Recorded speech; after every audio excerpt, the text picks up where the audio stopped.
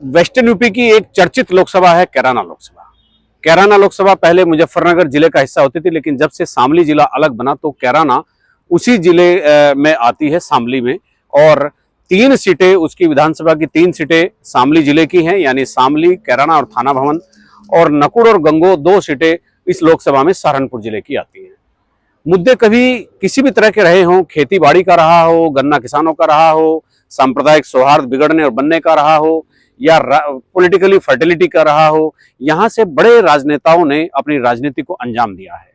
चाहे वो पंजाब के पूर्व गवर्नर वीरेंद्र वर्मा रहे हों, चाहे 1980 में जीती चौधरी चरण सिंह की पत्नी गायत्री देवी रही हों, चाहे अख्तर हसन रहे हों जो मुनव्वर हसन के फादर थे, और चाहे अब प्रदीप चौधरी और रहे हों, या कोई दूसरे इनसे पहले तबस्सुम रही हो।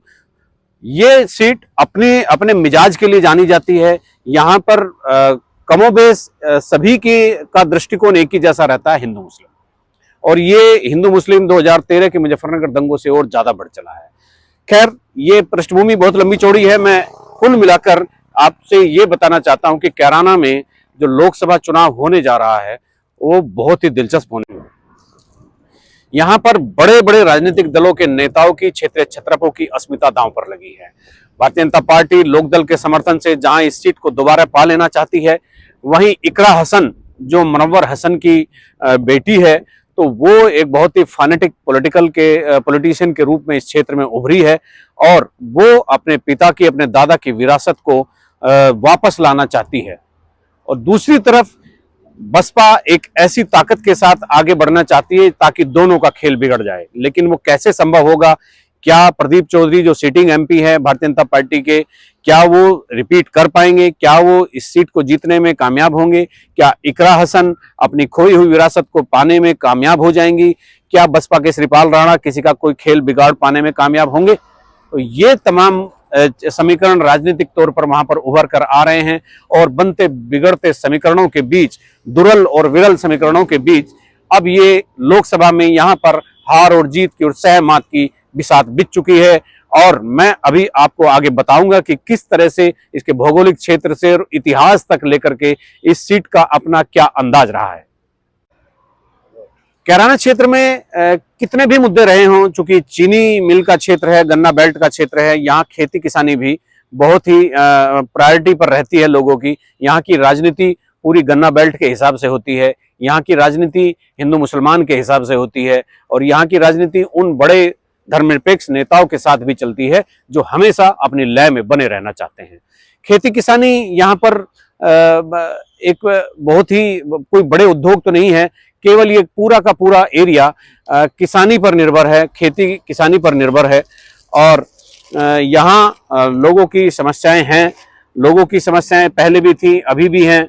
और इसके साथ ही इस सीट की ऐतिहासिक पृष्ठभूमि का जिक्र करते हैं। और ये लोकसभा 1962 में अस्तित्व में आई। 1962 में यशपाल सिंह यहाँ से निर्दलीय जीते। 1967 में गयूर अली सोशलिस्ट पार्टी से जीते। 1972 में सफाकत जंग कांग्रेस से जीते। 1977 में चंदन सिंह लोकदल से जीते।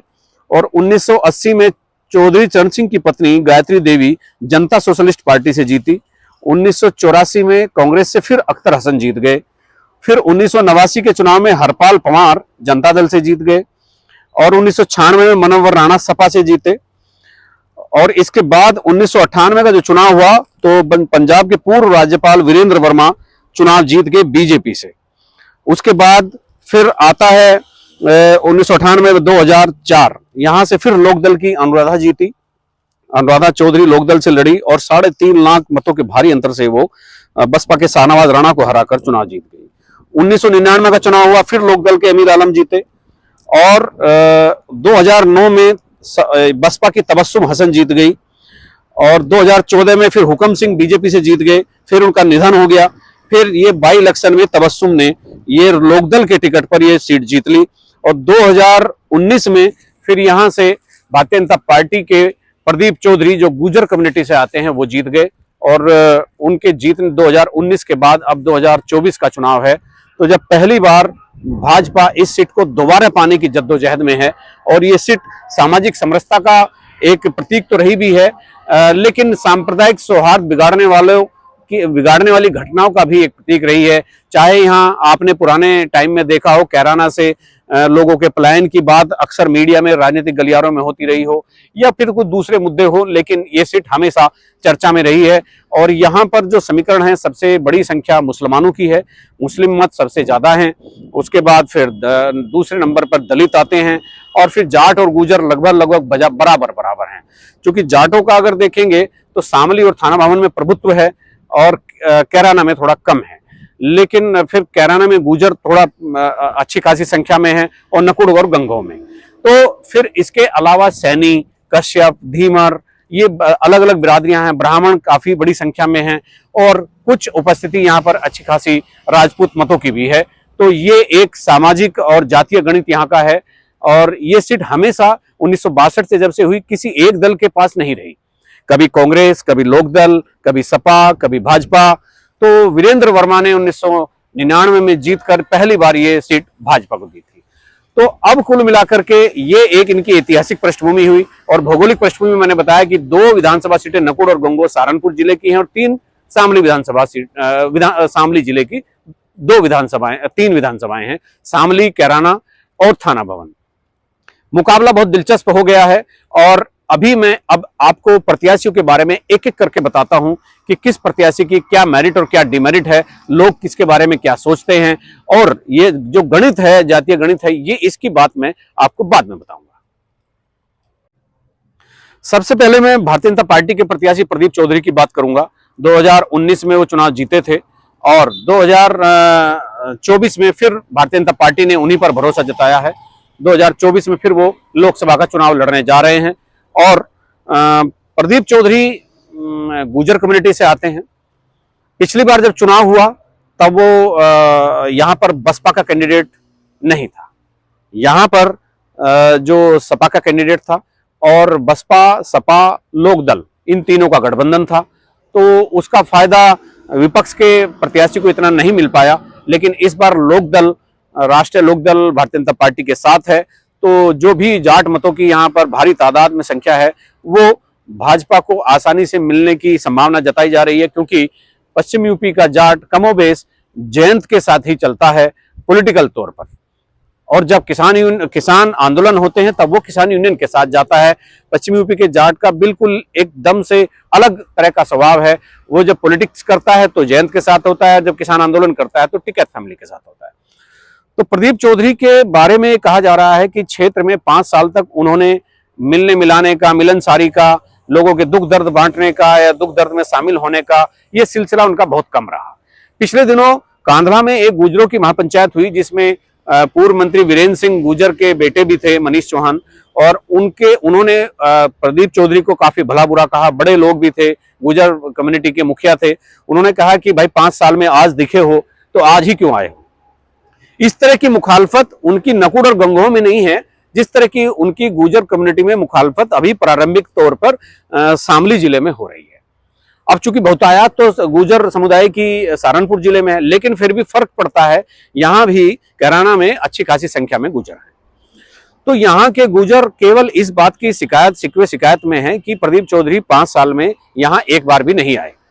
तो उनकी जो ये मतलब एक निष्क्रियता थी, वो उनके लिए चुनौती पैदा कर रही है। हालांकि राजनीतिक पंडित मानते हैं कि आखिर में गुर्जर समुदाय पूरा उनको इंटैक्ट होकर मिल जाएगा। लेकिन फिलहाल अभी जो सतही तौर पर नहीं, अंदरूनी तौर पर भी देखा जा रहा है कि गुर्जर इस बात को लेकर नाराज है। गुर्जरों के अलावा अन्य कम्युनिटी भी यहाँ प्रदीप चौधरी के बारे में, जो गैर मुस्लिम है, वो भी यही उनके बारे में ख्याल रखते हैं कि वो 5 साल तक किसी के दुख दर्द में शामिल होने नहीं आए।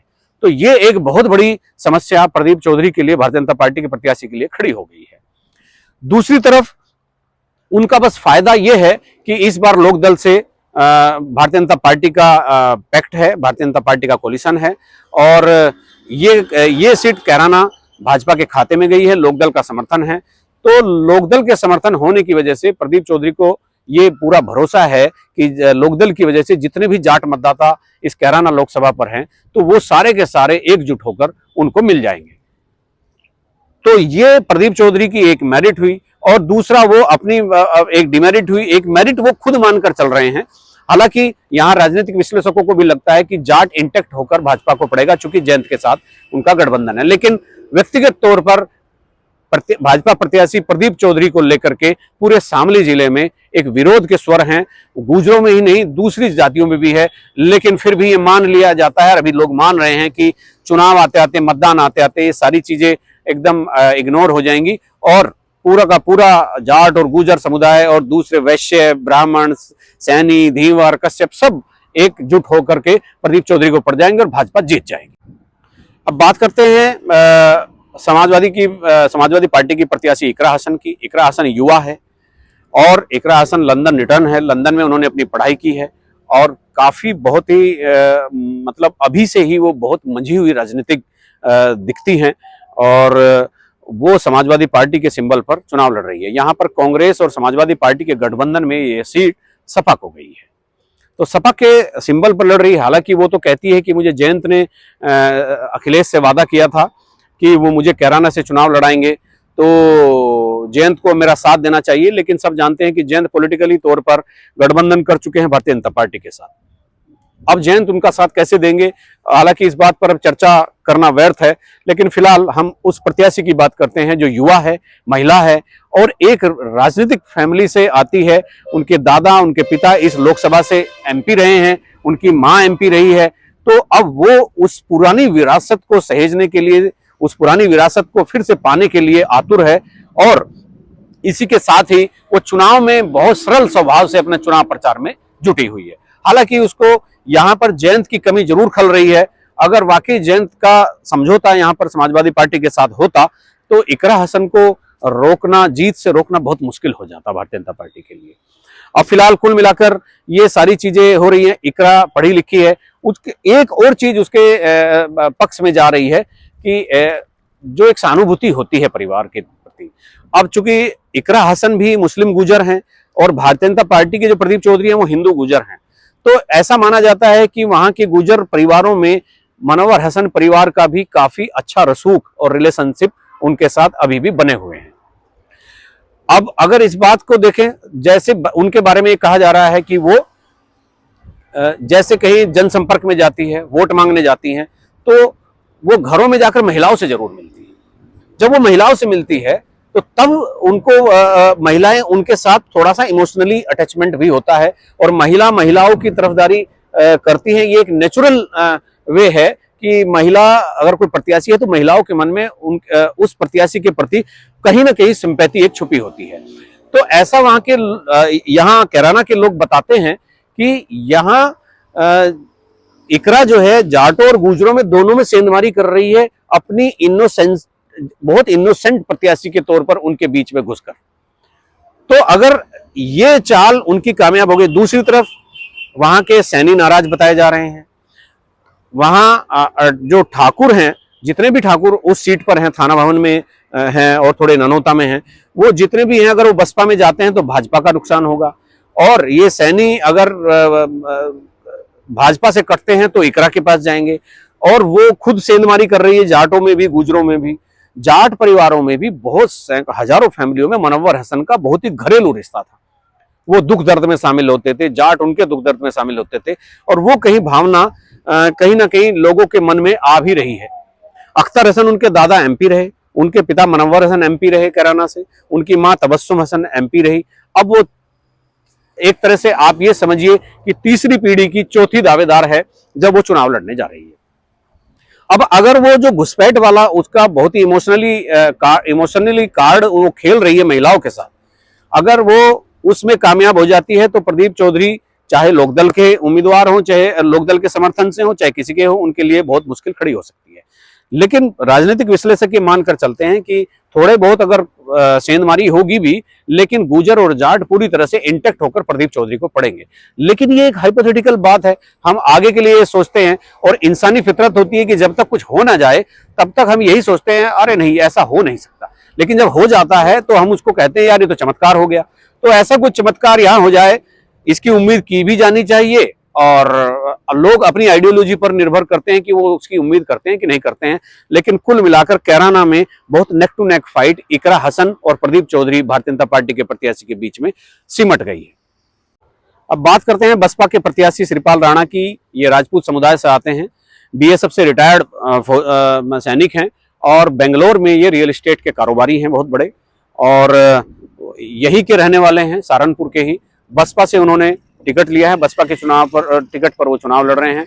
और यहाँ भी बसपा अच्छी तरह से जानती है, मेरठ और मुजफ्फरनगर जैसी सीटों के हिसाब से, बिजनौर की जैसी सीटों के हिसाब से प्रत्याशी उतारे जाने पर यहाँ एकदम विशुद्ध रूप से लगता है कि बसपा ने ठाकुर प्रत्याशी इसलिए दिया है ताकि भाजपा को नुकसान हो जाए, क्योंकि दलित और ठाकुरों की संख्या मिलाकर भी अगर वो 100% भी मतदान कर देते हैं और 100% बसपा के प्रत्याशी को मिल जाता है तो भी कोई जीत का समीकरण नहीं बनता।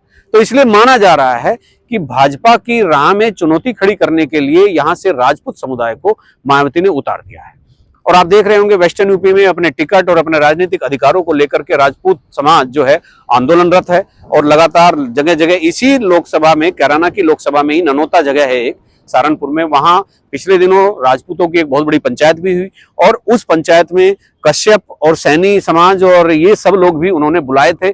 और उसमें उन बाकी समुदायों को बुलाने का मतलब ये था कि अगर राजपूतों को टिकट नहीं मिलता कैराना से या सहारनपुर से तो सैनी को मिले, कश्यप को मिले, किसी को मिले। तो वो एक अलग से पॉलिटिकल कार्ड खेला जा रहा है और उस कार्ड के जरिए श्रीपाल राणा यहाँ पर बसपा से चुनाव मैदान में है। लेकिन वो राजपूतों के पर्याप्त वोट नहीं है, दलितों के भी पर्याप्त वोट नहीं है पूरी जीत मुकम्मल करने के लिए। तो अब पूरी जीत जब मुकम्मल इन दोनों समाज के मतों से नहीं होती है तो फिर यही माना जाएगा कि राजनीतिक विश्लेषक जो दावा कर रहे हैं कि ये केवल और केवल भाजपा के लिए कठिनाई पैदा करने के लिए प्रत्याशी उतारे गए हैं। फिर भी चूंकि वो धन बल से और दूसरे संसाधनों से पूरी तरह से लैस हैं श्रीपाल राणा, इसलिए बसपा के टिकट पर वो बहुत कायदे से चुनाव लड़ रहे हैं। और जो क्षत्रिय आंदोलन हो रहा, राजपूत आंदोलन हो रहा, उसको वो अपने पक्ष में इनकैश करने की कोशिश भी कर रहे हैं। और फिलहाल उन्होंने भी पूरा जोर लगाया हुआ है। देखते हैं कि वो किस तरह से भाजपा का खेल बिगाड़ते हैं और सपा का खेल बनवाने में अपनी मदद करते हैं।